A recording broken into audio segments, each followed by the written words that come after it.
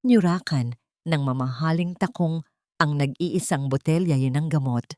Basag, katulad ng pagkatao ni Yari habang nakaluhod sa malamig na sahig ng ospital, pinupunasan ang sapatos ng ahas na umagaw sa ama ng kanyang anak. Basura ka lang, mariing bulong ni Amaris. Ngunit sa paghigpit ng hawak ni Yari, sa matutulis na bubog, tumulo ang dugo ng paghihiganti. Hahayaan ba niyang mamatay ang anak nang walang kalaban-laban? Sino ang tunay na magbabayad? Basura ka na nga. Nagnanakaw ka pa ng basura ng iba. Ganyan ba talaga kababa ang pagkatao mo? O sadyang pinanganak kang patay gutom? Ang mga salitang ito ay tila mga asidong pumapatak at unti-unting sumusunog sa pagkatao ni Yari.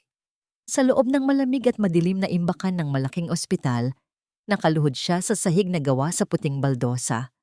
Nakasuot siya ng isang kupas na asul na uniforme ng tagalinis na labis ang luwang sa kanyang payat at pagal na katawan. Sa paligid niya ay nakakalat ang mga itinapon at malapit ng ma-expire na mga botelya ng gamot sa baga. Mga mumunting lalagyan na para sa iba ay basura na. Ngunit para sa kanya ay katumbas ng mismong hininga ng kanyang anak. Bago pa man niya madampot ang nag-iisang buo at malinis na botelya, isang sapatos na may matulis at mapulang takong ang walang awang tumapak dito. Naramdaman ni Yari ang pagdurog ng salamin sa ilalim ng bigat ng paa ni Amaris. Kasabay ng pagkalat ng mamahaling likido sa maruming sahig ay ang pagdurog din ng natitirang pag-asa sa dibdib ng isang ina. Nanigas ang buong katawan ni Yari. Ang kanyang lalamunan ay tila sinasakal ng isang hindi nakikitang kamay. Pinipigilan ang anumang hikbi na nais kumawala. Namanhid ang kanyang mga tuhod sa lamig ng semento, ngunit mas nakakapasong maramdaman ang tuluyang pagyapak sa kanyang dignidad. Nakayuko lamang siya, hindi makalaban, hindi makasagot. Hanggang kailan niya kailangang lunukin ang sariling dangal para lang may maihinga ang kanyang anak.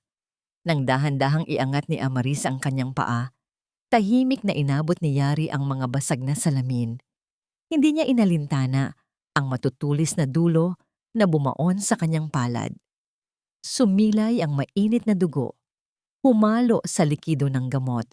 Sa isang palihim at desperadong galaw, itinaas ni Yari ang kanyang nanginginig na daliri patungo sa kanyang mga labi. Sinipsip niya ang natitirang patak ng gamot na nakahalo sa kanyang sariling dugo. Lasang kalawang at pighati, ngunit sa kanyang isipan, ito na lamang ang tanging paraan upang maiwi niya ang gamot para sa mahinang baga ni Dacian. Isang malaking anino ang biglang tumakip sa liwanag ng pasilyo. Sagrario? Isang boses na puno ng hindi makapaniwalang pagkabigla. Isang boses na pamilyar kay Yari na nagpatigil sa pag-ikot ng kanyang mundo. Ang tinig ng lalaking minsan niyang minahal ng buong buo. Ang lalaking pinili, ang kapangyarihan, kapalit ng kanilang pangarap. Dahan-dahang napatingala si Yari. Nakatayo doon si Leandro, nakasuot ng mamahaling itim na suit. Ang kanyang tindig ay sumisigaw ng awtoridad bilang nag-iisang tagapagmana ng Baleyos Biocar. Ngunit sa pagkakataong ito, ang kanyang mga mata ay nanlalaki, puno ng matinding pagtataka at sakit habang nakatingin sa babaeng nakaluhod sa kanyang harapan. Ang magaling at kagalang-galang na respiratory therapist na nakilala niya noon, ngayon ay isang kaawa-awang tagalinis na may duguan at maruming mga kamay. Mabilis na nagbago ang ihip ng hangin.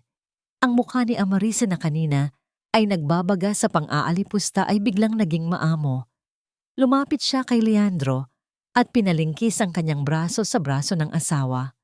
Hon, mabuti at nandito ka na. Malambing at nag-aalalang wika ni Amarise, isang tono na nakakapandiri sa pandinig ni Yari.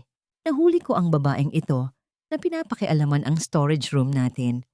Alam mo ba, kinukuha niya ang mga expired na gamot na itatapon na sana. Ibebenta raw niya sa labas para magkapera. Nakakaawa na nakakadiri, hindi ba? Binigyan na nga natin ng trabaho bilang tagalinis sa ospital, nagnanakaw pa. Natigilan si Leandro. Ang kanyang paningin ay nagpalipat-lipat mula sa matamis na mukha ng kanyang asawa patungo kay Yari na patuloy na nakayuko. Humakbang siya palapit kay Yari. Ang kanyang dibdib ay mabilis na umaangat at bumabagsak. Totoo ba ito? Sagrario, anong nangyari sa'yo? Bakit ka nandito? Bakit mo ginagawa ito? Sunod-sunod na tanong ni Leandro. Ang boses ay may halong pakiusap na sana ay pabulaanan nito ang mga paratang. Ngunit walang salitang lumabas sa mga labi ni Yari. Paano niya sasabihin na ang sistemang pag-aari ng asawa nito ang mismong nagtanggal sa kanya ng karapatang magtrabaho ng marangal? Paano niya isisigaw na ang mga ninanakaw niyang gamot ay para sa anak nilang dalawa na nag-aagaw buhay sa isang barong-barong? Ikinuyom ni Yari ang kanyang duguang kamay at itinago ito sa likod ng kanyang kupas na uniforme. Mas nanaig ang hiya. Mas nanaig ang pagnanais na maglaho na lamang kaysa kaawaan ng lalaking umabandona sa kanya. Akmang hahawakan ni Leandro ang braso ni Yari upang itayo ito nang biglang may isa pang figura ang pumasok sa silid. Si Doña Carmela. Ang kanyang presensya ay kasing lamig ng yelo. Nakasuot ng mga perlas na tila kumikinang sa dilim. Tiningnan niya si Yari mula ulo hanggang paa nang may matinding pandidiri. Huwag mong dumihan ang mga kamay mo sa isang magnanakaw, Leandro. Maautoridad na utos ng matanda. Ang mga basurang katulad niya ay dapat manatili sa labas ng ating ospital. Ipatanggal mo siya ngayon din sa mga gwardiya. Parang pinunit ang buong dibdib ni Yari. Ang ginang nakaharap niya ngayon ay ang mismong babaeng nagbanta sa kanyang buhay 4 na taon na ang nakalilipas. Ang takot at matinding kahihiyan ay umabot sa sukdulan. Wala na siyang pakialam kung anong isipin nila. Gamit ang natitirang lakas, mabilis na tumayo si Yari. Bitbit ang mga basahan at pagmamalaking durug-durog na. Tumakbo siya palabas ng imbakan, palayo sa mga matang nanghuhusga at palayo sa nag-iisang lalaking minsang naging tahanan niya. Yari, sandali! Sigaw ni Leandro. Pilit niyang inalis ang pagkakakapit ni Amaris at humakbang upang habulin ang tumatakbong figura. Ngunit bago pa man siya makalabas ng pinto, isang mabilis at mabigat na palad ang dumapo sa pisngi ni Leandro. Ang lakas ng sampal ni Doña Carmela ay nagpabaling sa mukha ng kanyang anak, nag-iwan ng nakakapasong hapdi at nakakabinging katahimikan sa buong pasilyo. Nanlilisik ang mga mata ng matanda habang nakatitig sa kanyang anak. Isang hakbang palabas ng pintong ito para sundan ang basurang yan at titiyakin kong mawawala sa iyo ang lahat ng pinaghirapan natin. Huwag mong kalimutan kung sino ang nag-ahon sa iyo mula sa pagiging walang silbi, Leandro. Nakatayo lamang si Leandro, iginiling ang kanyang panga habang nakatingin sa walang laman na koridor. Hindi siya makagalaw, nakakulong sa ginintuang hawlalang utang na loob at kapangyarihan. Sa ibabaw ng makikinis at mapuputing baldosa ng ospital, malinaw na nakaguhit ang maliliit na patak ng sariwang dugo na naiwan mula sa mga paa at kamay ni Yari. Ang tanging patunay na minsan, ang babaeng pinakamamahal niya ay dumaan doon at nasaktan ng walang kalaban-laban. Mabilis na humakbang si Leandro palayo sa nagliliyab na galit ng kanyang ina. Hindi na niya inalintana ang pamamanhid ng kanyang pisngi ni ang malamig na banta ni Doña Carmela na umaalingaw-ngaw sa pasilyo. Ang tanging nakikita ng kanyang mga mata ay ang maliliit na patak ng dugo sa sahig. Tinahak niya ang daan palabas, sumakay sa kanyang sasakyan at palihim na sinundan ang figura ni Yari na sumakay sa isang lumang jeepney sa gitna ng nagbabadyang unos. Ang makinis na sapatos ni Leandro ay lumubog sa maitim at maputik na tubig. Bahanang bumaba siya sa eskinita ng Malabon. Ibang-iba ito sa ginintuang mundong ginagalawan niya. Dito, ang amoy ng estero at nabubulok na kahoy ay nanunuot sa ilong. Isang mundong pilit itinatago ng mga nagtataasang gusali ng syudad. Sa dulo ng madilim na eskinita, nakita niya si Yari na pumasok sa isang barong-barong na pinagtagpi-tagping yero at manipis na plywood lamang ang nagsisilbing dingding.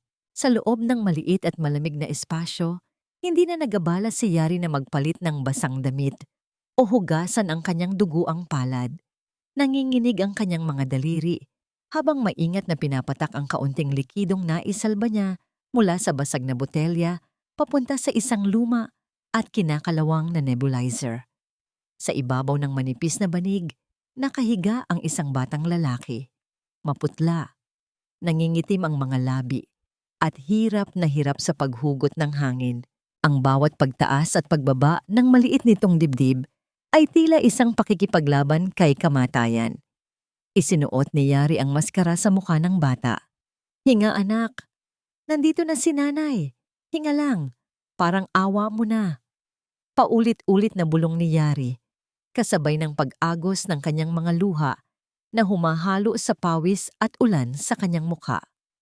Bumukas ang manipis na pinto at pumasok ang isang matandang babae na may dalang maliit na mangkok ng mainit na lugaw. Si Aling Belen ang mabuting kapitbahay na nagbabantay sa bata tuwing umaalis si Yari. Naawa at nanghihinayang ang matanda nang makita ang kalagayan ng ina. "Diyos ko, Yari, bakit ka ba kasi nagtitiyaga sa mga demonyong yan sa ospital?" Mariing wika ni Aling Belen habang nilalapag ang mangkok. Simula nang ilabas nila ang blacklist na yon na nagbabawal sa iyong magtrabaho sa kahit anong klinika, naging impyerno na ang buhay niyo. May gumamit pa ng pekeng pirma para tuluyan kang sirain. Wala na ba silang awa? Umiling si Yari, patuloy na hinahagod ang dibdib ng anak. "Kahit kainin ko ang sarili kong dangal, Aling Belen, kahit araw-araw nilang tapakan ang pagkatao ko, hindi ko pwedeng hayaang mawalan ng gamot si Deshan." Sa labas ng bintanang may kalawangin at baluktot na rehas, nakatayo si Leandro. Ang malakas na pagbuhos ng ulan ay bumabasa sa kanyang mamahaling suit, ngunit hindi ang lamig ng panahon ang nagpanginig sa kanyang buong pagkatao. Pakiramdam niya ay gumuho ang buong mundo nang masilayan niya ang mukha ng batang lalaki sa ilalim ng aandap-andap na dilaw na ilaw. Ang manipis na kilay, ang hugis ng panga, at ang matangos na ilong, isang perpektong replika ng kanyang sariling mukha noong siya ay bata pa. Isang anak. Mayroon siyang anak na nag-aagaw buhay sa gitna ng dumi at kahirapan habang siya ay natutulog sa malambot na kama. Ang katotohanan ay tila isang punyal na paulit-ulit na ibinabaon sa kanyang dibdib. Matinding pagsisisi ang bumasag sa kanyang puso. Nang magsimulang umayos ang kulay ng mga labi ni Deshan dahil sa gamot, iminulat ng bata ang kanyang mga mata. Sa kabila ng panghihina, inangat ni Deshan ang kanyang maliit at payat na kamay upang punasan ang basa at dugo ang pisngi ng kanyang ina. "Sorry po, Nay." Paos at nahihirapang bulong ng bata. "Dahil sa akin, napapagod ka. Dahil sa akin, nasusugatan ka." Hinalikan ni Yari ang nanginginig na kamay ng anak. Idinikit ito sa kanyang mukha. "Huwag mong sabihin iyan. Ikaw ang buhay ko, Dashan. Ikaw ang lakas ni nanay." Tumingala ang bata sa butas-butas na yero kung saan tumutulo ang malamig na tubig ng ulan. Ang kanyang inosenteng mga mata ay naghahanap ng kasagutan sa isang katanungang matagal na niyang bitbit. "Nay, babalik ba si tatay bago ako mamatay? Gusto ko lang po sana siyang makita." Hindi na kayanan ni Leandro ang bigat ng narinig. Napakagat siya sa kanyang labi upang pigilan ang isang malakas na pag-iyak. Napaatras siya palayo sa bintana. Ngunit sa kanyang pag-atras, nadiinan ng kanyang sapatos ang isang tuyong sanga ng kahoy sa gitna ng putikan. Ang malutong na pagkabali nito ay lumikha ng isang matalim na ingay na bumasag sa sagradong katahimikan ng gabi. Agad na lumingon si Yari. Ang kanyang mga mata na kanina ay puno ng pagmamahal ay mabilis na napalitan ng matinding takot at panlilisik. Sa gitna ng walang awang pagbuhos ng ulan sa Malabon, nagtagpo ang kanilang mga paningin mula sa magkabilang panig ng kalawanging rehas. Ang ina na handang pumatay para sa anak. At ang ama, nakakadiskubre pa lamang sa kanyang pinakamalaking kasalanan. Bumuhos ang masaganang ulan, ngunit walang lamig na makakapantay sa yelong bumalot sa puso ni Yari nang magtagpo ang kanilang mga paningin. Walang pag-aalinlangan, mabilis niyang binitiwan ang nebulizer at lumabas ng barong-barong. Sumalubong sa kanya ang hampas ng hangin at tubig, ngunit hindi niya ito ininda. Buong lakas niyang itinulak ang malapad na dibdib ni Leandro palayo sa kanilang bintana. Huwag mong subukang dumihan ang anak ko ng mga mata mo. Puno ng pait at galit na sigaw ni Yari. Ang kanyang boses ay nanginginig, hindi dahil sa lamig, kundi sa puot na 4 na taon niyang kinimkim. Napaatras si Leandro, basang-basa ang kanyang mamahaling damit, ngunit mas basag ang kanyang pagkatao. Sinubukan niyang hawakan ang mga balikat ni Yari, ngunit mabilis itong pumiglas na tila napaso. Sagrario, anak ko ba siya? Bakit hindi mo sinabi sa akin? Kung alam ko lang sana na nagdadalang tao ka. Ano, Leandro? Kung alam mo ano, iiwan mo ang bilyon-bilyong kumpanya na ipinagpalit mo sa amin. Isang mapaklang na ngiti ang sumilay sa mga labi ni Yari, kasabay ng pagtulo ng mga luhang pilit niyang pinipigilan. Huwag kang magpanggap na biktima rito. Pinili mo ang kapangyarihan nila. Pinili mo ang pangalan ng mga ilagan. Kaya wala kang karapatang maging ama ngayon. Umalis ka na, bago ko pa makalimutang minsan kitang minahal. Bawat salita ni Yari ay tila mga patalim na paulit-ulit na itinarak sa lalamunan ni Leandro. Wala siyang maisagot. Tinalikuran siya ni Yari at padabog na isinara ang manipis na pintuan ng barong-barong. Iniiwan siyang mag-isa sa gitna ng walang awang ulan sa Malabon. Pagdating sa malawak at marangyang mansyon ng mga Valejos, madilim ang paningin ni Leandro. Tila isang bagyo siyang pumasok sa malaking sala kung saan nagkakape ang kanyang ina na si Doña Carmela at ang asawang si Amaris. Agad niyang hinarap ang dalawa. Ang kanyang mga kamao ay nakakuyom ng mahigpit. Ano ang ginawa ninyo kay Yari? 4 na taon na ang nakalilipas. Mariin at nagbabantang tanong ni Leandro. Bakit ninyo siya ipinablast list sa lahat ng ospital? At bakit hindi ninyo sinabi sa aking may anak ako? Napatayo si Amaris. Ang muka ay nagpinta ng pekeng pagkagulat at labis na pag-aalala. Hon, what are you talking about? Nababaliw ka na ba? Naniniwala ka sa mga kasinungalingan ng babaeng iyon? Baka hindi mo nga anak ang batang iyon. Kamukhang kamukha ko ang bata, Amaris. Sigaw ni Leandro, isang pagsabog ng emosyong matagal nang nakulong. Isang matigas na paghampas ng baston sa sahig ang nagpatigil sa kanya. Tiningnan siya ni Doña Carmela nang may halong pandidiri at pagkadismaya.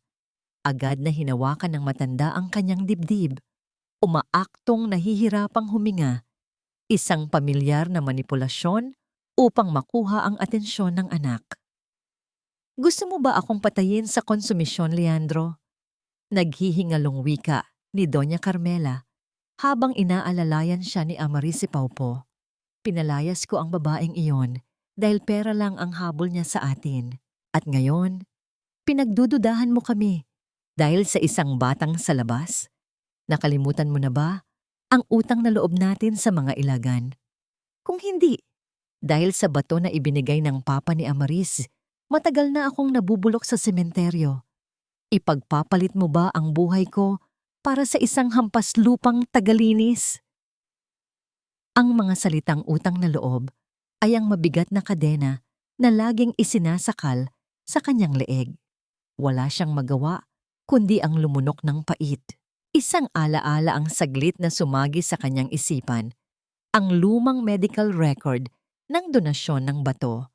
Bakit tila hindi tugma ang petsa ng operasyon ng kanyang ina sa petsa ng pagkamatay ng ama ni Amaris? Ngunit bago pa man niya madugtungan ang hinalang ito, tuluyan na siyang nilamon ng konsensya dahil sa patuloy na pag-arte ng kanyang ina. Pumasok si Leandro sa kanyang marangyang banyo. Binuhay niya ang shower at hinayaang tumulo ang mainit na tubig sa kanyang katawan Habang suot pa rin ang kanyang basang damit panlakad, sumandal siya sa malamig na pader, unti-unting napadausdos pababa hanggang sa maupo sa sahig. Tinakpan niya ang kanyang mukha ng dalawang palad at doon, kasabay ng tuloy-tuloy na pag-agos ng tubig, ay ang pag-iyak ng isang lalaking kinikilala bilang hari sa labas, ngunit isang kaawa-awang sunod-sunuran sa loob ng kanyang sariling tahanan. Hawak niya ang buong kumpanya, ngunit hindi niya kayang iligtas ang nag-iisang buhay na may totoong halaga sa kanya. Kinabukasan, habang tahimik na nag-aayos ng kanyang kurbata si Leandro sa harap ng malaking salamin, tahimik na pumasok si Amaris sa kwarto. Dahan-dahan itong lumapit sa kanyang likuran, ang halimuyak ng mamahaling pabango nito ay tila lasong sumiksik sa kanyang ilong. Maingat na hinawakan ni Amaris ang kwelyo ni Leandro, inaayos ito nang may nakakakilabot na lambing. Tumingin si Amaris sa Cebu sa refleksyon nila sa salamin at ngumiti ng napakatamis. "Hon, I'm just worried about you." Malambing nitong bulong, ngunit ang mga mata nito ay nag-aapoy sa kasamaan. "Naisip ko lang, masyadong delikado ang lugar nila sa Malabon. Dikit-dikit ang mga barong-barong doon na gawa sa kahoy at lumang yero. Balita ko, napakabilis pa namang kumalat ng apoy sa mga squatter. Isang munting pagkakamali lang sa gasera, maaring maging abo ang lahat. Sayang naman kung may mangyari sa kanila, di ba?" Nanigas ang panga ni Leandro, nakatitig sa malamig na ngiti ng asawa sa salamin, habang isang matinding kaba ang unti-unting gumagapang sa kanyang kalamnan. Isang nakakabulag na liwanag mula sa mga ilaw ng kamera ang pumunit sa karaniwang mapanglaw na umaga ng Malabon. Tila isang reyna na bumaba mula sa kanyang trono, naglakad si Amaris sa gitna ng makipot at maputik na eskinita. Nakasuot siya ng isang malinis at puting bestida na sadyang hindi nababagay sa amoy ng estero at sa kahirapan ng lugar. Sa kanyang paligid ay ang mga tauhan ng Valejos BioCare na may bitbit na mga kahon ng relief goods at mga mamahaling kagamitang medikal. Isang palabas. Isang napakagandang palabas ng kawanggawa para sa media, ngunit isang patalim na nakatutok sa leeg ni Yari. Mula sa hanay ng mga ina na nag-aagawan sa pag-asang makatanggap ng libreng gamot, nakatayo si Yari. Nanginginig ang kanyang mga kamay, hindi sa lamig, kundi sa pag-asa at takot. Kailangan niya ang gamot sa baga para kay Dacian. Lulunukin niya ang lahat ng pamamahiya. Tatanggapin niya ang kahit anong pang-aalipusta. Huwag lamang maputol ang hininga ng kanyang anak. Ngumiti si Amaris sa harap ng mga lente ng kamera. Isang ngiting kasing tamis ng pulot, ngunit may dalang kamandag. Iginala niya ang kanyang paningin hanggang sa huminto ito sa nakayukong figura ni Yari. "Mga kababayan," malakas at maamong panimula ni Amaris gamit ang mikropono, tinitiyak na bawat salita ay nakarecord. Nandito ang Valejos BioCare para tulungan ang mga higit na nangangailangan, lalo na ang mga inang nag-iisang nagtataguyod sa kanilang mga anak. Katulad na lamang ng dati nating empleyado na nandito ngayon. Sagrario, maaari ka bang lumapit dito sa harap? Lahat ng mata ay bumaling kay Yari. Ang mga bulungan ng mga kapitbahay ay tila mga langgam na gumagapang sa kanyang balat. Parang hinihila pababa ng mabibigat na bato ang kanyang mga paa. Ngunit pinilit niyang humakbang palapit sa entablado. Nakita niya ang isang malaking kahon na may tatak ng mamahaling gamot sa baga na hawak ng tauhan ni Amaris. Para kay Dacian, paulit-ulit niyang idinikdik sa kanyang isipan. Para kay Dacian. Nang makalapit si Yari, mainit siyang niyakap ni Amaris. Sa paningin ng mga mamamahayag, isa itong tagpo ng pagpapatawad at kabutihan. Ngunit nang ilapit ni Amaris ang kanyang bibig sa tainga ni Yari, ang mga salitang lumabas dito ay puro lason. "Tingnan mo nga naman kung gaano kabait ang tadhana sa mga patay gutom na tulad mo," malamig na bulong ni Amaris habang nakangiti pa rin sa mga kamera. "Sa dami ng lalaking kinapitan mo para makapang-ikil ng pera, Heto ka ngayon, namamalimos sa kumpanyang pinagnakawan mo. Dapat ay nagpapasalamat ka dahil binibigyan pa kita ng limos. Kumuyom ang mga palad ni Yari hanggang sa bumaon ang kanyang mga kuko sa sariling balat. Pinigilan niya ang luhang nagbabadyang tumulo. Hinarap niya ang asawa ni Leandro nang may nagmamakaawang mga mata at tahimik na inabot ang kahon. Maraming salamat po, nanginginig na wika ni Yari. Pilit na ibinabaon ang sariling pride. Ngunit bago pa man niya tuluyang makuha ang kahon, sinadya itong bitawan ni Amaris. Bumagsak ang kahon sa putikan, bumukas ang takip nito, at tumambad ang laman na nagpagunaw sa mundo ni Yari. Walang gamot, walang inhaler. Ang laman ng magandang kahon ay mga basyo ng niresiklong gamot, mga gusot na balot ng hiringgilya, at mga maduduming bulak. Isang purong basurang medikal. Isang mahabang katahimikan ang bumalot sa buong eskinita. Nawala ang mga ngiti ng mga tao. Umatras si Amaris, nagtakip ng bibig na tila nagulat bago muling nagsalita ng malakas upang marinig ng lahat. Naku, pasensya na. Iyan lang kasi ang bagay sa isang ina na magnanakaw at walang moralidad. Bakit namin bibigyan ng mamahaling gamot ang isang batang bunga lamang ng kasalanan? Sa totoo lang, naawa ako sa anak mo sagraryo. Kaya siguro bukas na bukas din, tatawagan ko ang Department of Social Welfare and Development.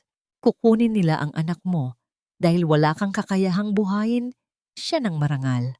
Isang tulad mo ay hindi karapat-dapat maging ina. Ang banta ng pagkuha kay Daishan ay ang huling sinulid na nagdudugtong sa katinoan ni Yari. Naramdaman niya ang matinding pagkahilo at ang pamamanhid ng kanyang buong katawan. Ngunit sa halip na sumigaw o manlaban, unti-unting lumuhod si Yari sa gitna ng maitim na putik. Sa harap ng mga kumikislap na ilaw ng kamera at panunuya ni Amaris, sinimulan niyang pulutin ang mga basurang medikal na nagkalat. Nanginginig ang kanyang mga daliri habang kinikilatis ang bawat basyong bote. Umaasang baka sakaling may naiwan pang isang patak. Isang munting patak ng gamot na maaari niyang isalba para sa anak niya. Ito ang mukha ng isang inang tinanggalan ng lahat, na handang maging basurera, makuha lamang ang kahit kakarampot na lunas. Sa hindi kalayuan, sa dulo ng isang madilim na pasilyo ng mga barong-barong, isang itim na lente ng kamera ang nakatutok sa buong kaganapan. Ang taong nasa likod nito ay tahimik na kinukuha ang bawat anggulo ng kalupitan ni Amaris. At ang pagdurusa ni Yari, isang lihim na saksi sa walang awang pagdurog sa isang ina. Habang patuloy na namumulot si Yari sa putikan, isang maliit na figura ang lumabas mula sa gilid ng mga nagkukumpulang tao. Si Daishan, nakita ng munting bata kung paano pagtawanan at hiyain ang kanyang ina na itinuturing niyang bayani. Ang takot, lungkot at galit para sa kanyang ina ay nagsanib sa isang napakabigat na damdamin na hindi agad niya maintindihan. Biglang napahawak si Daishan sa kanyang dibdib. Nanlaki ang kanyang mga inosenteng mata, tila nahihilo at hindi makapagsalita. Napatigil siya sandali, parang nawalan ng lakas, habang pilit niyang inuunawa ang nangyayari sa kanyang paligid. Wala siyang tinig na mailabas. Tuluyan nang nagkulay ube ang kanyang mga labi, at sa isang iglap, nawalan ng lakas ang kanyang maliliit na binti. Bumagsak ang maliit na katawan ni Daishan sa malamig at maruming putikan na tila isang lantang dahon na binitawan ng sanga. Nang iangat ni Yari ang kanyang paningin at makita ang anak na nakabulagta at nanginginig sa lupa, gumuho ang kanyang natitirang mundo. Binitawan niya ang mga basurang hawak at isang nakakabingi, buong kaluluwang tili, ang kumawala sa kanyang lalamunan, pumunit sa hangin ng malabon at nagpatahimik sa lahat ng naroon. Ang malamig na pasilyo ng pampublikong ospital ay naging saksi sa pinakadesperadong pagtakbo ni Yari. Hawak ang nanlalamig at nangingitim na katawan ni Daishan, tila nawala ang pakiramdam ng kanyang mga paa sa bawat paghakbang. Ang tanging nagpapaalala sa kanya na nasa realidad pa siya ay ang mabilis at nag-aagawan na paghinga ng kanyang anak at ang amoy ng alkohol at gamot na sumasalubong sa kanilang pagpasok sa emergency room. Mabilis na kinuha ng mga nurse ang bata mula sa kanyang mga bisig. Ikinabit nila ang iba't ibang tubo at makina sa maliit nitong katawan. Lumapit ang isang matandang doktor. Ang muka ay guhit ng labis na pag-aalala matapos suriin ang mga mata at dibdib ni Daishan. Kailangan niya ng surfactant. Ngayon din, mabilis, ngunit mariing utos ng doktor sa mga nurse. Binalingan niya si Yari na nanginginig sa isang tabi. Mrs., nagsara na ng tuluyan ang mga daanan ng hangin sa baga ng anak mo. Ang gamot na yun lamang ang makakapagpabuka muli nito. Kung hindi natin siya mabibigyan sa lalong madaling panahon, tuluyan na siyang bibigay. Tumango si Yari ng sunod-sunod, lumuluha. Gawin niyo po ang lahat, Dok. Parang awa niyo na. Ibigay niyo po ang gamot. Ngunit nang buksan ng nurse ang sistema ng ospital upang kunin ang mamahaling gamot, na tanging ang Balejos Biocare lamang ang nag-uumpisa at nagbabagsak sa buong bansa, isang kulay pulang babala ang lumabas sa screen. Ang mga kamay ng nurse ay napatigil sa pag-type. Tinawag niya ang doktor at sabay nilang tiningnan ang lumabas na impormasyon. Mrs., nag-aalangang wika ng doktor. Bakas ang pagkalito at awa sa kanyang boses. Nakatag ang pangalan mo sa blacklist ng mga pasyente at empleyadong hindi maaaring tumanggap ng anumang premium na gamot mula sa kumpanya ng Balejos. Nakalock ang dispensing machine natin at kailangan ng mataas na autorisasyon para mabuksan ito. May kalakip pa itong digital na dokumento mula 4 na taon na ang nakararaan. Nanlamig ang buong katawan ni Yari. Tiningnan niya ang screen at halos madurog ang kanyang puso nang makita ang dokumentong pumipigil sa buhay ng kanyang anak. Sa ibaba ng utos na nagbabawal sa kanya sa lahat ng ospital at pagkakait ng tulong medikal, malinaw na nakaguhit ang isang pirma. Ang matapang at pamilyar na pirma ni Leandro Balejos. Bakit? Bakit aabot sa ganitong kalupitan? Hindi ba sapat na kinuha nila ang kanyang trabaho at dignidad? At ngayon ay pati ang buhay ng kanyang inosenteng anak ay ipinagkakait nila dahil sa isang kapirasong pirma mula sa nakaraan. Habang unti-unting pinapatay ng katotohanan ito ang pag-asa ni Yari, bumukas ng malakas ang pinto ng emergency room. Isang lalaking hingal na hingal, gusot ang mamahaling suit, at gulo-gulo ang buhok ang pumasok. Si Leandro, agad na hinanap ng kanyang mga mata ang mag-ina at nang makita niya ang kalagayan ng batang nakaratay, isang mabigat na bato ang tila dumagan sa kanyang dibdib. Ibigay niyo ang gamot sa bata. Utos ni Leandro. Ang boses ay umaalingaw-ngaw ng matinding awtoridad. Ako si Leandro Balejos, ang CEO ng Balejos Biocare. I-bypass ninyo ang sistema. Buksan ninyo ang dispensing machine at ibigay ang surfactant. Nagsimulang magkumahog ang mga nurse, ngunit bago pa man nila muling hawakan ang computer, mabilis na pumasok ang nagpapawis at nanginginig na direktor ng ospital. Sir Leandro, hindi po namin magagawa. Nauutal na pahayag ng direktor. Nakayuko itong lumapit, takot na salubungin ang nag-aapoy na paningin ng bilyonaryo. Kanina lang po, tumawag si Madam Amaris. Nagpatawag po siya ng emergency board meeting. Ginamit niya ang kapangyarihan ng mga ilagan bilang mayoryang pondo ng kumpanya para i-lockdown ang buong inventory ng mga premium na gamot. Ang lahat ng override codes ninyo, sir, nirevoke na po ng board. Walang kahit isang patak ng gamot ang lalabas sa kahit anong ospital nang walang personal na passcode mula kay Madam Amaris o kay Doña Carmela. Natigilan si Leandro. Tila tumigil ang pag-ikot ng kanyang mundo. Ang mismong imperyong itinayo niya gamit ang kanyang pawis, dugo, at pagtalikod sa kanyang pag-ibig, ngayon ay ginagamit upang sakali ng hininga ng kanyang sariling dugo at laman. Naramdaman niya ang matinding pagkasuklam sa sarili at sa sistemang pinaglingkuran niya. Sa gitna ng nakakabinging katahimikan ng kawalang pag-asa, isang malamig at nanginginig na kamay ang humawak sa basang kwelyo ng suit ni Leandro. Bumaba ang paningin niya at nakita si Yari. Ang babaeng matapang na nagtulak sa kanya sa ilalim ng ulan. Ang babaeng puno ng pagmamalaki at galit. Ngayon ay nakaluhod sa kanyang harapan. Sa unang pagkakataon, nilunok ni Yari ang lahat ng kanyang natitirang dignidad. Walang bakas ng puot, tanging ang wagas na pagmamakaawa ng isang ina na handang ibigay ang sariling kaluluwa. Leandro, nagmamakaawa ako. Lumuluhang bulong ni Yari. Bawat salita ay may kasamang panginginig ng kanyang mga balikat. Kahit wag mo na akong tingnan, kahit tapakan mo na ulit ako, pero parang awa mo na. Buhay ng anak natin, Leandro. Anak mo siya. Iligtas mo ang anak natin.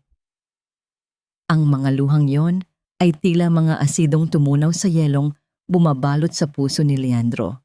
Hinawakan niya ang mga kamay ni Yari na nakakapit sa kanyang damit. Sa sandaling iyon, naglaho ang lahat ng takot niya sa kanyang ina. Lahat ng utang na loob niya sa mga ilagan. Wala nang halaga ang pera, kumpanya o posisyon. Ang tanging mahalaga ay ang dugong nananalaytay sa batang nakahiga sa malamig na kama. Ililigtas ko siya, Yari. Pangako, ililigtas ko ang anak natin.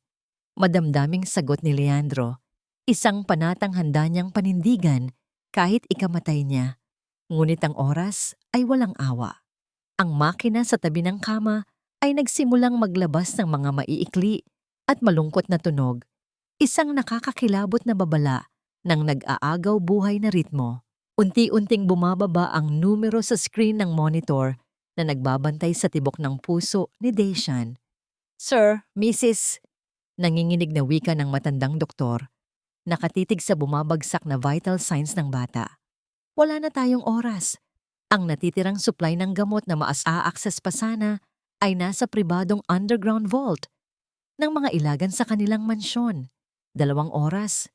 Mayroon lamang tayong eksaktong 2 oras bago tuluyang bumigay ang mga baga ng bata at tumigil ang kanyang puso. Pumikit si Leandro ng mariin. Ang kanyang mga panga ay tumigas sa matinding determinasyon. 2 oras para kalabanin ang mismong mga demonyong nagpakain sa kanya ng kapangyarihan. Ang paulit-ulit at naghihingalong tunog ng makina ay patuloy na pumupunit sa katahimikan ng silid. Isang walang awang paalala ng bawat segundong ninanakaw mula sa buhay ng isang inosenteng bata. Isang malakas na puwersa ang nagtulak sa mabigat na pintuan ng executive office dahilan upang tumama ito sa dingding nang may nakakabinging kalabog na umalingaw-ngaw sa buong palapag. Pumasok si Leandro na tila isang mabangis na hayop na nakawala sa hawla. Ang kanyang suit ay lukot at basa ng pawis. Ang kanyang mga mata ay nagliliyab sa magkahalong galit at desperasyon. Sa loob ng malawak at malamig na silid, kalmadong nakaupo si Amaris sa swivel chair habang humihigop ng mainit na tsa. Sa hindi kalayuan, nakatayo si Doña Carmela, nakahalukip-kip at nakatingin sa kanyang anak nang may mapanuyang ngiti. Sila ang larawan ng mga diablong naghihintay sa kanilang biktima, nasisiyahan sa kapangyarihang hawak nila sa buhay ng isang inosenteng bata. Ibigay mo sa akin ang passcode ng underground vault, Amaris. Ngayon din, nanggigigil na utos ni Leandro. Ang kanyang boses ay nanginginig sa pagpipigil na huwag sakta ng babaeng nasa kanyang harapan. Dahan-dahang ibinaba ni Amaris ang kanyang tasa. Kinuha niya ang isang makapal na folder mula sa kanyang desk at walang awang inihagis ito sa ibabaw ng salamin na mesa. Nagkalat ang mga pahina ng isang pamilyar na legal na dokumento. Gusto mo ng gamot para sa anak mo sa labas? Nakangiting tanong ni Amaris. Ang tinig ay puno ng lason at pang-iinsulto. Sige, pero alam mo namang walang libre sa mundong ito, Leandro.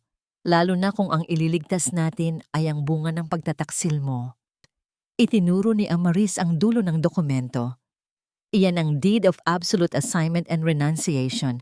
Ipapasa mo sa akin ang buong shares mo sa Vallejos Biocare.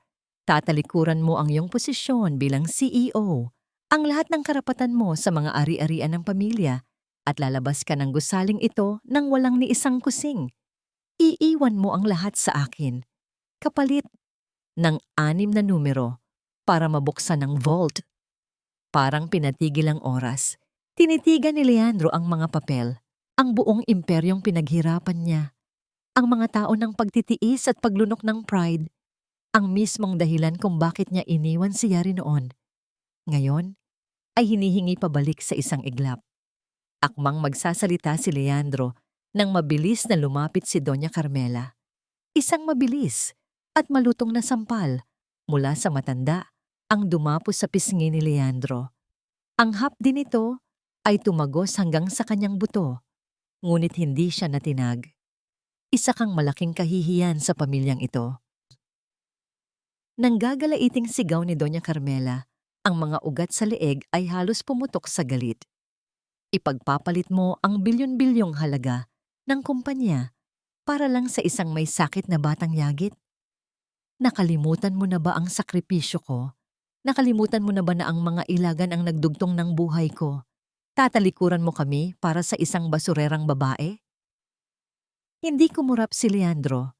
Tiningnan niya ang kanyang ina ng diretso sa mga mata. Sa unang pagkakataon sa buong buhay niya, hindi niya nakita ang isang inang nagmamahal, kundi isang taong sakim na ginamit ang sariling buhay upang itali siya sa obligasyon. Wala na akong utang na loob sa inyo, Ma. Binayaran ko na yon sa 4 na taon ng pagtitiis sa pamilyang ito. Malamig at formal na sagot ni Leandro. Ang kanyang tinig ay walang bahid ng pag-aalinlangan. Lumapit siya sa mesa at kinuha ang gintong pluma. Walang pagbabasa ng anumang kondisyon. Walang kahit isang segundong pag-iisip. Idiniin niya ang dulo ng bolpen sa espasyo ng pirmahan. Sa sobrang higpit at diin ng kanyang kamay, naramdaman niya ang matalim na pagkapunit ng makapal na papel. Pinirmahan niya ang pagkawala ng kanyang yaman ng may matinding kasabikan. Matapos pumirma, marahas niyang ibinato ang pluma sa dibdib ni Amarise. Ang passcode. Ibigay mo na. Nakangiting inabot ni Amaris ang isang maliit na piraso ng papel na may nakasulat na 6 na numero. Nakuha na niya ang gusto niya. Siya na ang nag-iisang reyna ng imperyo. Habang abala ang magbiyenan sa pag-usisa sa pinirmahang kontrata na tila mga buwitre sa isang sariwang bangkay, palihim na kinapa ni Leandro ang kanyang bulsa. Sa isang mabilis at hindi napapansing galaw, isinuksok niya ang isang maliit na itim na USB flash drive sa port ng nakabukas na laptop ni Amarise sa gilid ng mesa. Isang tahimik na binhi ng paghihiganti ang kanyang itinanim bago siya umalis. Bago siya tumalikod, dahan-dahang kinalag ni Leandro ang strap ng kanyang mamahaling Rolex watch. Ang relong ito, ang simbolo ng kanyang kapangyarihan at pagkakakulong. Hinayaan niya itong bumagsak sa matigas na sahig. Ang tunog ng pagbasag ng salamin nito ay tila musika sa kanyang pandinig. Saksak ninyo sa baga ninyo ang kumpanyang ito, kalmadong wika ni Leandro. Sa pagkahulog ng relo, naramdaman niya ang matinding paggaan ng kanyang dibdib. Nawala ang bilyon-bilyong pera niya, ngunit nahanap niya ang kanyang kaluluwa. Mabilis siyang tumakbo palabas ng opisina, sumakay ng elevator pababa sa pinakatagong basement ng gusali. Gamit ang passcode, nabuksan niya ang mabigat na bakal na pinto ng vault. Kinuha niya ang maliit na cooler na naglalaman ng mga vial ng surfactant na magdudugtong sa hininga ni Dacian. Niyakap niya ito ng mahigpit na parang pinakamahalagang kayamanan sa buong mundo. Nang makalabas siya ng gusali papunta sa open parking lot, sinalubong siya ng hagupit ng malakas na bagyo. Ang ulan ay bumabagsak na tila galit na karayom at ang hangin ay humihiwa sa kanyang balat. Tumakbo siya patungo sa kanyang sasakyan. Ang puso ay nag-uumapaw sa pag-asa na aabot pa siya. Ngunit pagdating niya sa tapat ng kanyang kotse, isang panibagong sumpa ang gumunaw sa kanyang pag-asa. Sa ilalim ng madilim na kalangitan na ubihang nililiwanagan ng mga guhit ng kidlat, nakita niyang nakasadsad sa semento ang sasakyan. Ang 4 na gulong nito ay sadyang hiniwa at pinasabog upang hindi na tumakbo. Isang huling pananabutahe mula sa mga demonyong iniwan niya sa itaas. Tumingin si Leandro sa kanyang relo, ngunit naalala niyang itinapon na niya ito. Sa kanyang tantya, higit 1 oras na lamang ang natitira bago tuluyang sumuko ang mga baga ni Dacian. At sa labas ng gate, ang baha ay mabilis na tumataas. Nilalamon ang mga kalsada patungo sa ospital. Walang sasakyan, walang tulong. Siya na lamang at ang malamig na kahon ng gamot sa gitna ng walang awang bagyo. Bawat patak ng ulan ay tila hapdi ng latigo sa balat ni Leandro habang tinatahak niya ang madilim at bahaing kalsada ng Maynila. Yakap-yakap niya ang asul na cooler na tila ito ang huling piraso ng kanyang kaluluwa. Ang kanyang mamahaling sapatos ay matagal nang nilamon ng makapal na putik. At ang kanyang mga binti ay nanginginig na sa pagod. Ngunit ang bawat hakbang niya ay itinutulak ng mukha ni Dacian na nag-aagaw buhay. Sa ilalim ng baha, nararamdaman niya ang matutulis na bato at kung ano-anong basura na humihiwa sa kanyang balat. Ngunit ang hapdi nito ay wala sa kalingkingan ng kirot sa kanyang dibdib. Samantala, sa loob ng maputlang silid ng ospital, ang munting tinig ni Yari ay unti-unting nilalamon ng nakabibinging katahimikan. Nakaupo siya sa tabi ng kama ni Dacian, mahigpit na hawak ang malamig na kamay ng anak. Sinimulan niyang humimig ng isang oyayi, ang kantang madalas niyang awitin noong sanggol pa lamang ang bata sa gitna ng hirap. Ang kanyang boses ay basag at nanginginig. Bawat nota ay may kasamang luhang bumabagsak sa kumot. Hinga lang anak, pakiusap. Huwag mo munang iwan si nanay. Bulong ni Yari. Ang kanyang noo ay nakadikit sa kamay ng bata. Ang bawat mahina at hindi pantay na paghinga ni Dacian ay tila isang himala na pilit niyang pinanghahawakan.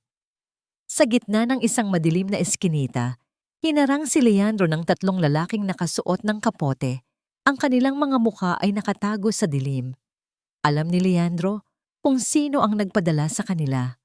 Ang mga ilagan ay hindi basta-basta papayag na matapos ang gabing ito nang walang kapalit. Sa halip na lumaban ng patayo, mabilis na ibinalot ni Leandro ang kanyang buong katawan sa paligid ng cooler.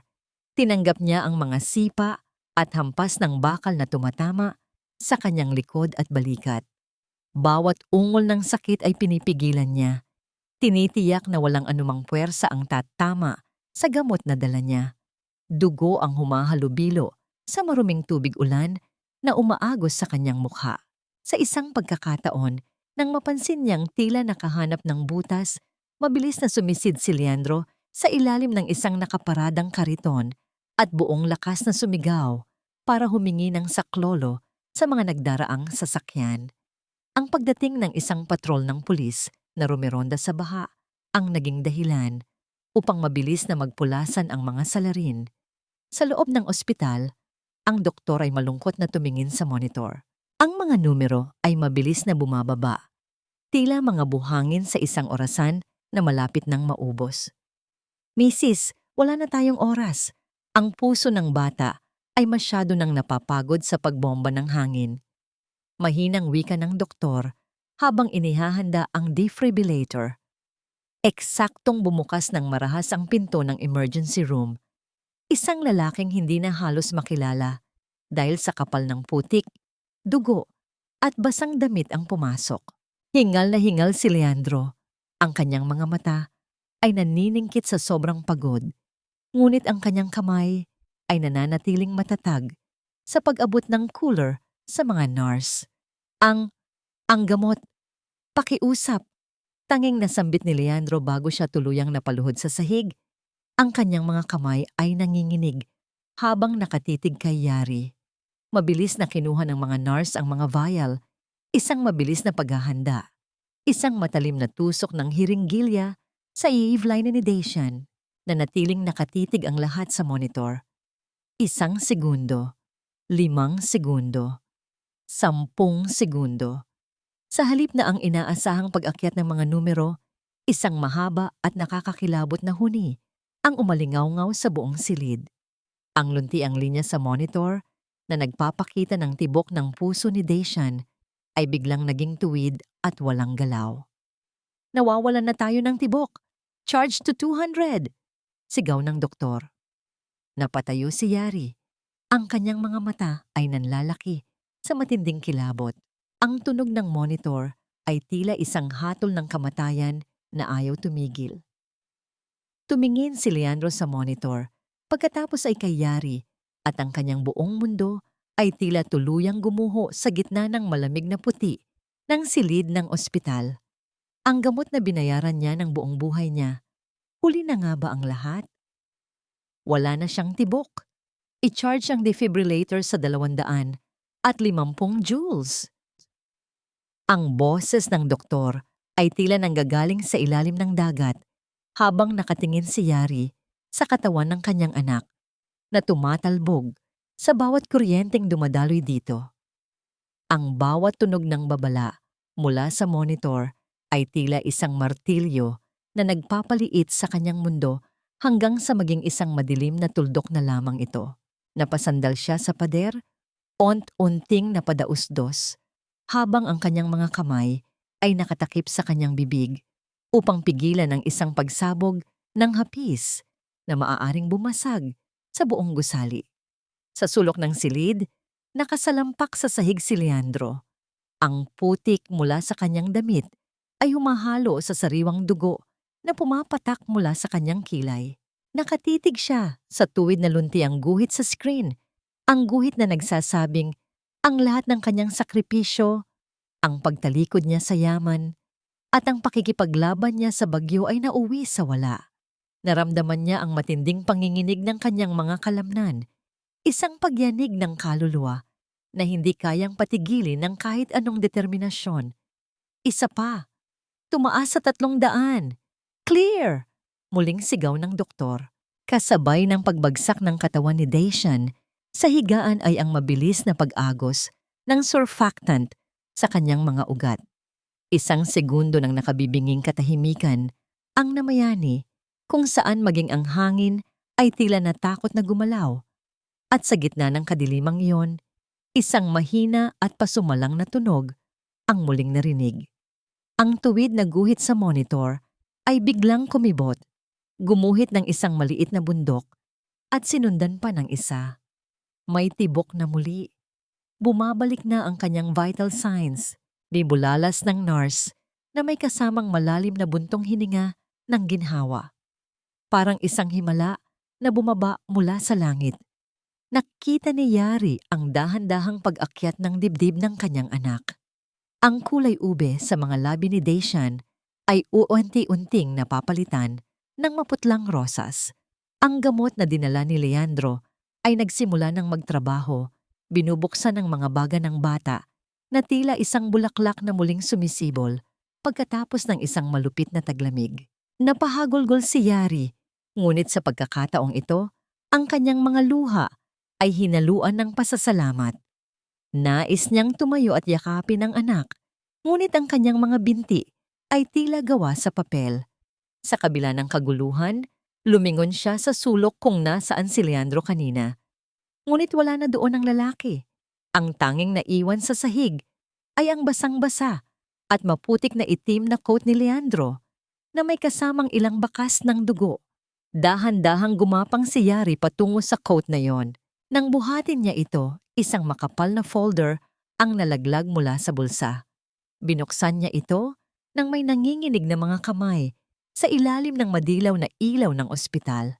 Doon, nabasa niya ang bawat salita ng kasunduang pinirmahan ni Leandro, ang voluntaryong pagbibigay ng lahat ng kanyang pag-aari, ang pagtalikod sa kanyang pangalan, at ang pagtanggap sa pagiging mahirap kapalit ng 6 na numero para sa vault ng gamot. "Leandro," mahinang sambit ni Yari, ang folder ay niyakap niya sa kanyang dibdib. Sa loob ng 4 na taon, itinuring niya itong kaaway. Ngunit sa gabing ito, napatunayan ng lalaki na mas mahalaga ang buhay ng kanilang anak kaysa sa korona ng isang hari. Isang kamay ang dahan-dahang pumatong sa balikat ni Yari. Nang lumingon siya, nakita niya si Minda Sioson, ang matapang na mamamahayag na matagal na niyang kaibigan. Ang mukha ni Minda ay puno ng paghanga at determinasyon. Hindi lang yan ang iniwan niya, Yari. Wika ni Minda habang iniaabot ang isang maliit na itim na USB. Bago siya umalis sa kumpanya, nakuha niya ang lahat ng ebidensya ng korupsyon ng mga Ilagan at ang katotohanan sa likod ng donasyon ng bato sa kanyang ina. Ibinigay niya ito sa akin para ako ang maglabas sa publiko. Pero sabi niya, ikaw ang dapat magdesisyon kung kailan natin sila tuluyang pababagsakin. Tumingin si Yari sa USB pagkatapos ay sa mahimbing na natutulog na si Dashan. Ang sakit ng nakaraan ay naroon pa rin, ngunit ang bigat sa kanyang puso ay nagsimulang gumaan. Alam niyang ang laban ay hindi pa tapos, ngunit sa unang pagkakataon, hindi na siya nag-iisa. Saan siya pumunta, Minda? Tanong ni Yari. Hindi ko alam. Sabi lang niya, kailangan niyang magbayad sa lahat ng taon na wala siya sa tabi niyo. At ang pagbabayad na yon ay hindi ginagawa sa loob ng isang air-conditioned na opisina. Sagot ng kaibigan. Lumapit si Minda at tinitigan si Yari ng diretso sa mga mata. Yari, bukas ng gabi ay ang malaking victory gala ng mga Ilagan. Ipinagdiriwang nila ang pagkuha sa kumpanya ni Leandro. Lahat ng malalaking tao sa bansa ay nandoon. Gusto mo bang gamitin ang regalong iniwan sa iyo ni Leandro para tapusin na ang sarswelang ito? Isang matalim at matatag na tingin ang gumuhit sa mga mata ni Yari. Hinawakan niya ng mahigpit ang USB. Ang kanyang isipan ay lumipad patungo sa mga taon ng pang-aalipusta ni Amaris at Doña Carmela. Ihanda mo ang lahat, Minda, malamig na wika ni Yari. Dahil bukas, ipapakita natin sa kanila kung anong hininga ang ninakaw nila sa atin. Kumikinang ang bawat kristal na nakasabit sa malawak na bulwagan ng isang marangyang hotel sa Makati.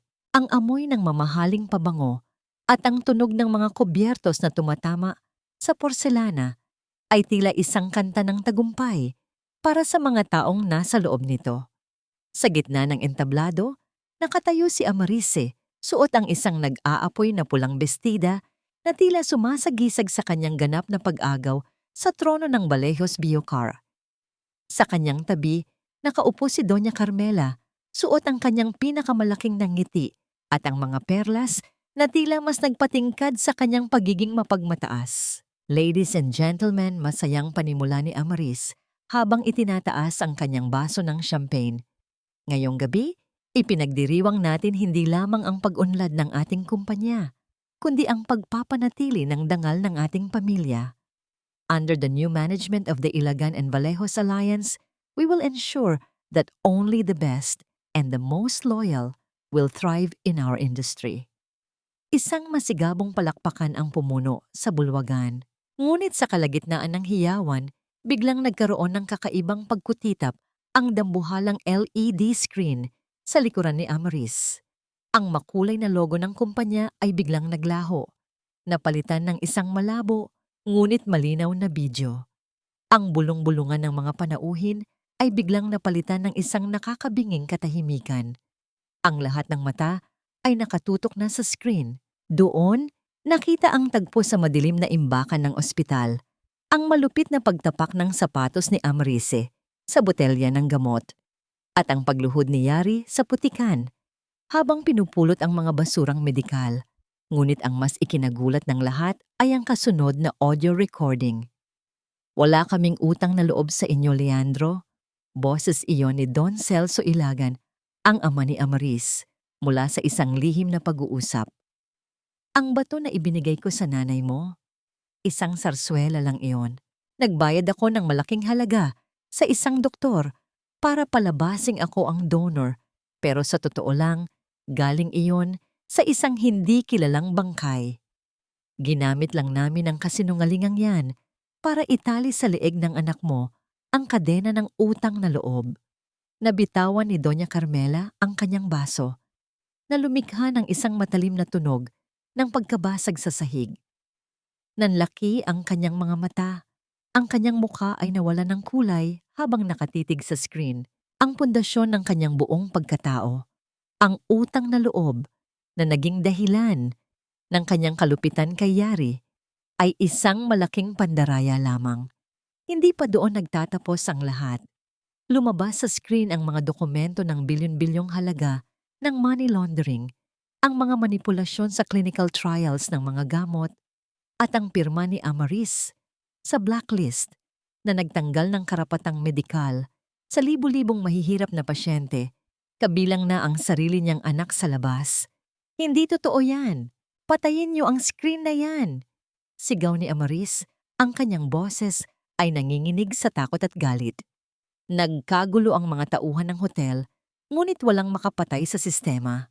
Ang katusuhan ni Leandro sa pag-iwan ng USB ay nagbunga ng isang virus na hindi kayang pigilan ng kahit sinong technician sa loob ng silid. Biglang bumukas ang dambuhalang pinto ng bulwagan. Pumasok ang isang grupo ng mga kalalakihang nakasuot ng barong at may bitbit na mga warrant of arrest. Ang mga ahente ng National Bureau of Investigation ay mabilis na lumapit sa entablado. Madam Amaris Ilagan Vallejos at Don Celso Ilagan, inaaresto namin kayo sa mga kasong graft, corruption, medical fraud at attempted murder, mariing pahayag ng opisyal. Sa gitna ng kaguluhan, sa banister ng ikalawang palapag ng hotel, nakatayo si Yari. Hindi siya nakasuot ng mamahaling damit. Suot pa rin niya ang kanyang simpleng blusa, ngunit ang kanyang tindig ay mas matayog pa sa kahit sinong reyna sa loob ng silid. Tahimik niyang pinagmamasdan ang pagbagsak ng mga taong nagtangka na putulin ang hininga ng kanyang anak. Walang galit sa kanyang mga mata. Tanging ang malalim na kapayapaan ng isang inang nakamit ang hustisya. Nang makita ni Doña Carmela si Yari mula sa itaas, sinubukan niyang sumigaw, ngunit walang tunog na lumabas sa kanyang bibig. Ang matinding shock, ang kahihiyan, at ang katotohanang niloko siya ng pamilyang pinagkatiwalaan niya ay naging labis para sa kanyang puso. Biglang tumabingi ang kanyang mukha at ang kanyang kaliwang bahagi ng katawan ay nawalan ng lakas. Bumagsak siya sa sahig ng entablado. Ang kanyang mga perlas ay nagkalat sa paligid niya habang siya ay humihingal sa isang stroke na dulot ng sariling kasamaan. Dinala ng mga awtoridad si Amaris na nagpupumiglas at sumisigaw ng mga pagbabanta, ngunit walang nakikinig sa kanya. Ang mga panauhin na kanina ay pumapalakpak sa kanya ay ngayon ay nakatingin sa kanya ng may pandidiri at pangkukutya. Lumapit si Mindacioson kay Yari sa itaas ng balcony at hinawakan ang kanyang balikat. Tapos na, Yari. Malinis na ang pangalan mo. Maaari ka nang bumalik sa pagiging respiratory therapist. Maaari mo nang gamutin ang hininga ng mundo nang walang takot. Tumingala si Yari sa kisame ng hotel, parang nakikita ang mukha ni Dashan na payapang natutulog sa ospital. Pagkatapos ay lumingon siya sa pintuan ng hotel, umaasang makikita ang pamilyar na anino ni Leandro, ngunit wala ito roon. Malayo sa marangyang gabing ito, alam ni Yari na may isa pang taong nagsisimula ring bumuo ng kanyang sariling pagkatao mula sa mga abo ng nakaraan. Dahan-dahan siyang tumalikod sa bulwagan, iniiwan ang ingay ng iskandalo at ang pagbagsak ng imperyo.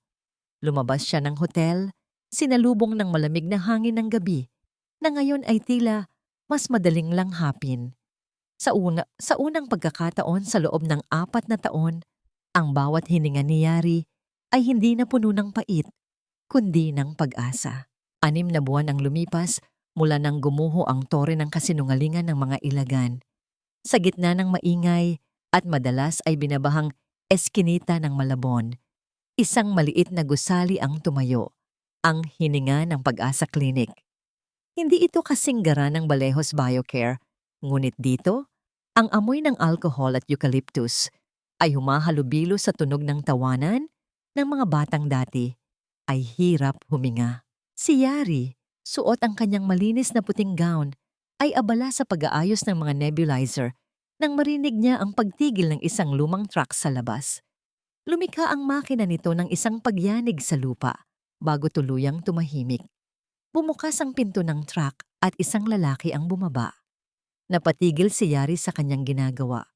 Mula sa bintana, pinagmasdan niya ang lalaking suot, ang isang kupas na asul na t-shirt na may mantsa ng grasa at isang lumang sombrero na halos tumatakip na sa kanyang mga mata. Wala na ang mamahaling suit, wala na ang nagniningning na Rolex sa kanyang pulso. Ang kanyang balat ay naging sunog sa ilalim ng araw at ang kanyang mga braso ay naging matipuno dahil sa araw-araw na pagbubuhat ng mabibigat na kagamitan. Si Leandro. Binuhat ni Leandro ang isang dambuhalang tangke ng oxygen sa kanyang balikat nang parang wala itong bigat. Maingat siyang naglakad sa makipot na pasilyo ng tramksa.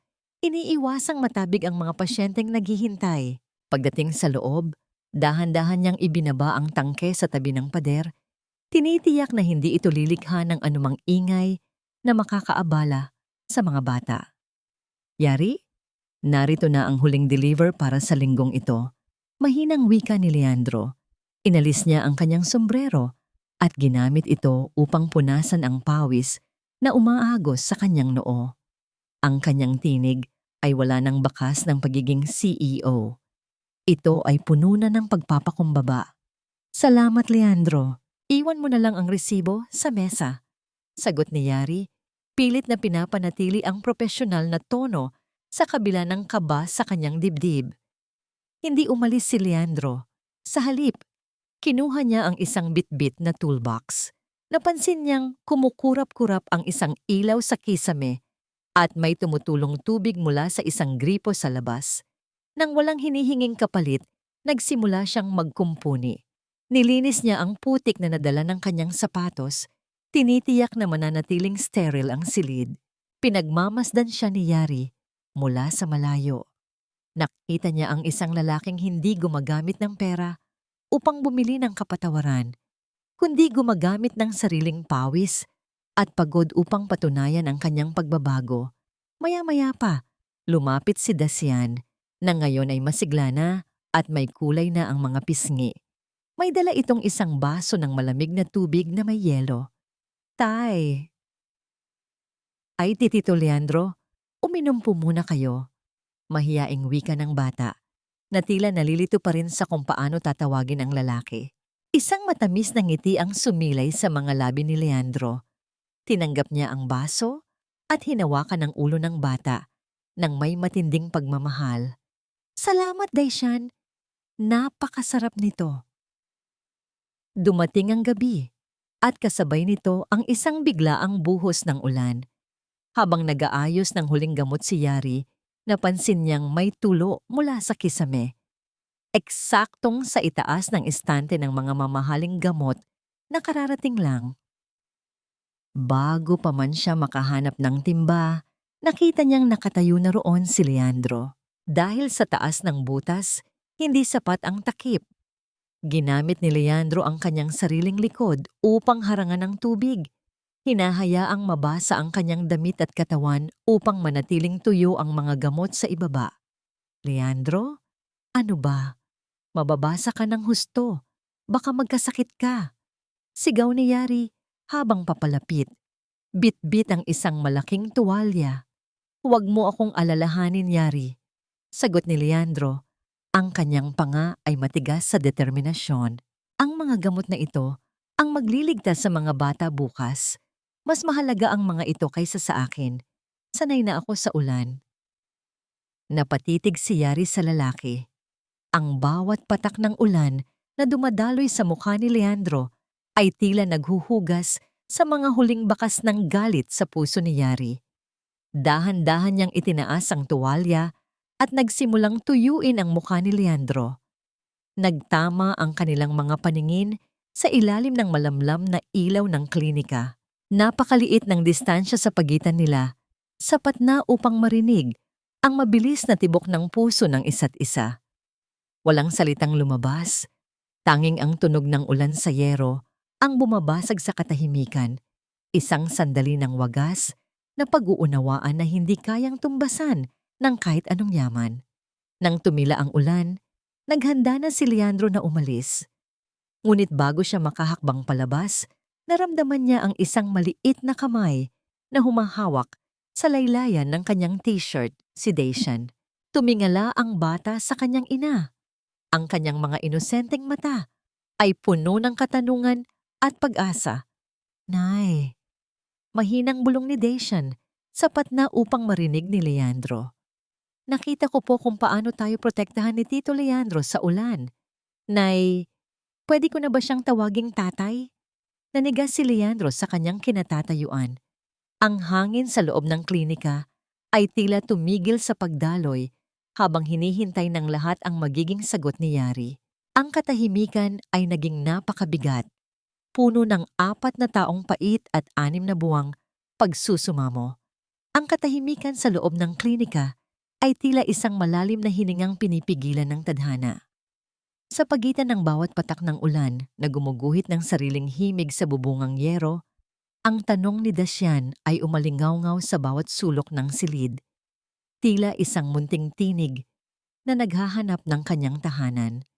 Nanigas ang panga ni Leandro habang nakatitig sa sahig.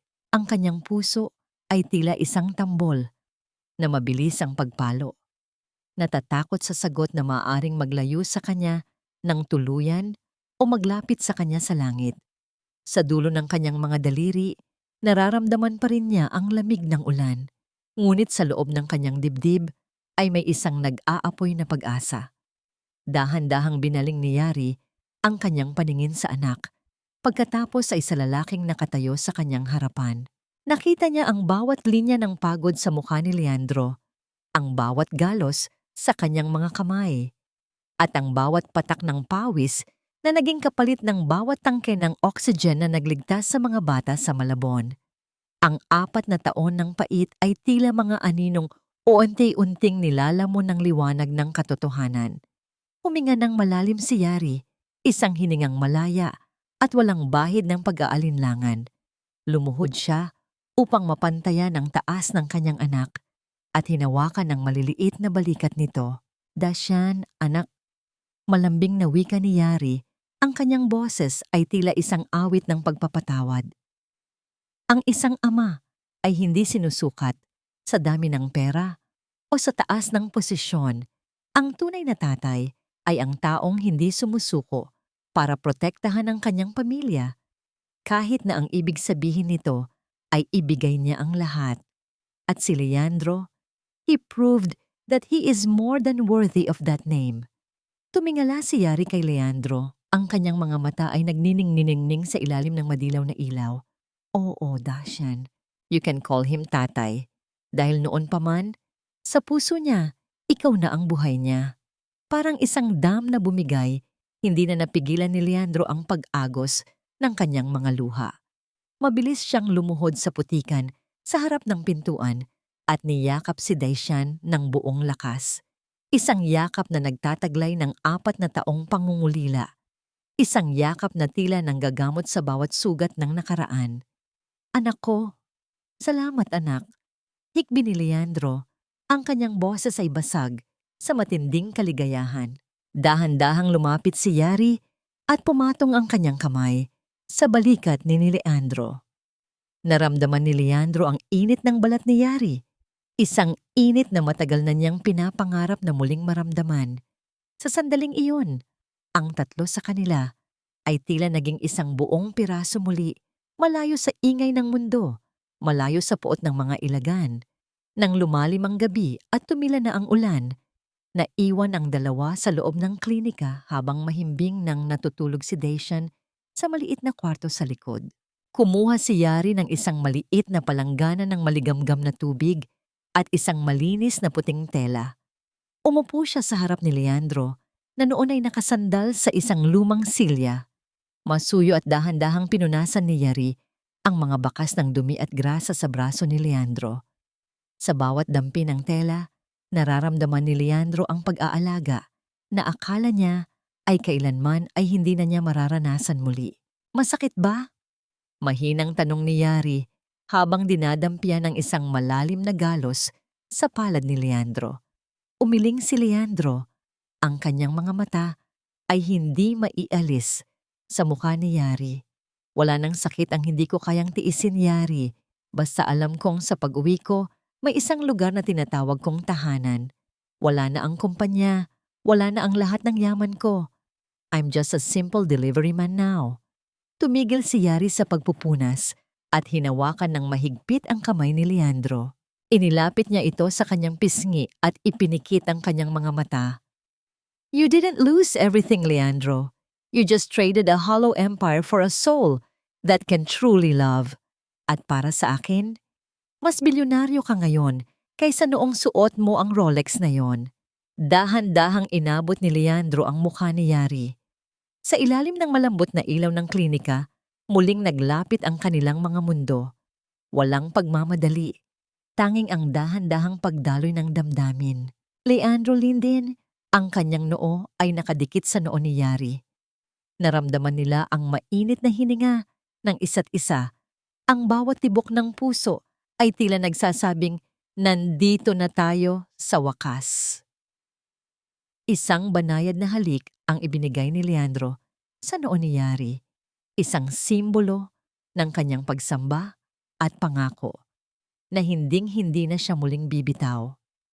Pagkatapos ay dahan-dahang sumandal si Yari sa balikat ni Leandro. Ang kanyang kamay ay nakalingkis sa braso nito. Pinagmamasdan nila ang kadiliman sa labas ng bintana. Ngunit sa loob ng kanilang mga puso, ang umaga ay nagsimula ng sumilay. Bukod sa oxygen tank, may isa pa akong gustong i-deliver sa iyo bukas. Bulong ni Leandro habang hinahaplos ang buhok ni Yari. Ano iyon? Nakangiting tanong ni Yari. Ang buhay na pinangarap nating dalawa noon. Sagot ng lalaki.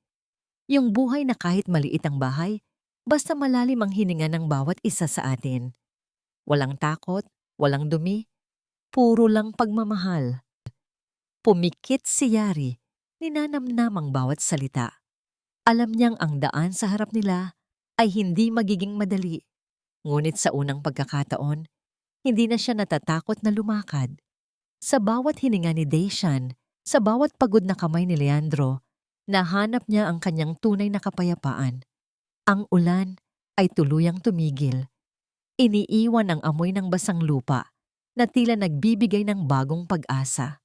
Sa gitna ng Malabon, sa loob ng isang maliit na klinika, ang bawat tibok ng puso ay naging kanta ng isang pamilyang muling nabuo mula sa mga abo ng sakripisyo. Sumikat ang araw sa baybay ng Navotas na tila binabalot ng gininto ang liwanag ang bawat munting alon na humahalik sa pampang. Sa dulo ng mahabang semento ng dike, isang munting bata ang masayang tumatakbo. Bit-bit ang isang makulay na saranggula na gawa sa kawayan at lumang papel. Malalim at malaya ang bawat paghinga ni Daishan. Wala na ang tunog ng pag-ubo. Wala na ang bigat sa kanyang dibdib. Ang kanyang bawat hakbang ay tila isang kanta ng tagumpay laban sa tadhana. Sa likuran ng bata, dahan-dahang naglalakad sina Yari at Leandro. Magkahawak kamay habang ninanamnam ang malamig na simoy ng dagat. Wala na ang mamahaling sasakyan. Wala na ang ingay ng mga board meeting at ang huwad na kinang ng mataas na lipunan. Suot ni Leandro ang isang simpleng puting polo na nakatupi ang manggas, habang si Yari naman ay nakasuot ng isang bulaklaking bestida na dahan-dahang itinatangay ng hangin. Tingnan mo siya, Leandro, mahinang wika ni Yari. Ang kanyang mga mata ay nagniningning sa kagalakan habang nakatingin sa kanilang anak. Sino ang mag-aakalang ang batang dating hindi makahinga sa loob ng isang barong-barong ay ganito nakalakas ngayon? Inakbayan ni Leandro si Yari at hinalikan ang tuktok ng kanyang ulo. Dahil iyon sa iyo, Yari, dahil sa katatagan mo at dahil sa pagkakataong ibinigay mo sa akin na itama ang lahat. Every time I see him breathe, I feel like I'm being forgiven by the universe over and over again. Napangiti si Yari at sumandal sa balikat ng asawa. Nakalimutan na natin ang pait, Leandro. Ang mahalaga ay ang ngayon. Ang mahalaga ay ang bawat hiningang pinagsasaluhan nating tatlo. Sa kabilang dako ng lungsod, malayo sa kapayapaan ng Daike, nananatiling bilanggo ang mga taong biktima ng sarili nilang kasakiman. Si Amaris ay nananatiling nakakulong sa likod ng rehas. Ang kanyang kagandahan ay uent-unting kumukupas sa dilim ng selda, habang ang kanyang pangalan ay naging kasing kahulugan ng kahihiyan. Si Doña Carmela naman ay nananatiling tahimik sa isang wheelchair sa loob ng isang payapang kumbento. Ang kanyang paningin ay nakatitig sa kawalan, isang matinding parusa para sa isang babaeng dating nagnanais na kontrolin ang bawat buhay sa kanyang paligid.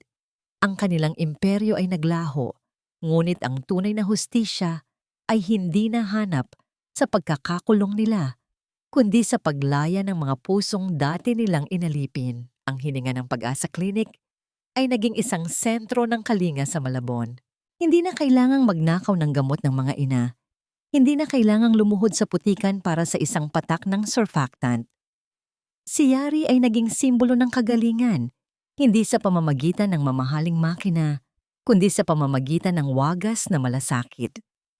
At sa bawat tangke ng oxygen na idinideliver ni Leandro, tuwing umaga, dala niya ang pangako na wala ng batang muling mauubusan ng hininga dahil sa kahirapan. Habang unti-unting lumulubog ang araw at nagpinta ng kulay kahel sa kalangitan, tumigil sa pagtakbo si Dacian at lumapit sa kanyang mga magulang. Hinawakan niya ang kamay ni Yari sa kaliwa at ang kamay ni Leandro sa kanan. "Nay, Taymo, uwi na po ba tayo?" Tanong ni Dacian nang may malawak na ngiti. "Oo, anak, uuwi na tayo," sagot ni Leandro. Naglakad ang maliit na pamilya pabalik sa kanilang munting tahanan.